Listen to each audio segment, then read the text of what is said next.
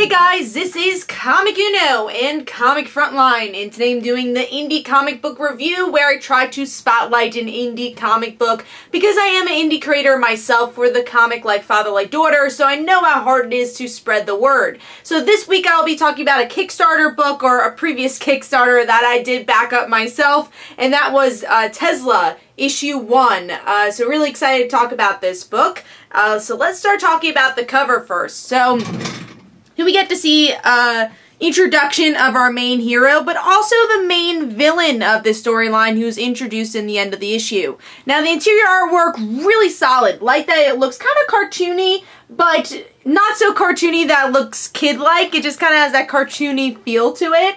But our main character is college age, and I don't think this cartoony look takes anything away from that. But yeah, I really like the colors, and really pops out, especially for the electricity type powers. So really solid artwork here, but let's see what's going on with the story. So with this issue, we learn that our main character has had powers for about 6 months, and she's used to like fighting goons and being able to defeat them very well, and as we're seeing this 6 months later scenario, we learn about her origins. How did she end up getting these abilities? And the way this happens is that she ends up visiting her father, who is a scientist and is working on figuring out genetics a little bit more. And she has one of these, he has one of these people who are in the chamber, or who is in the chamber getting powers. And something goes wrong, and our main character has to get abilities or else she will die. So her father saves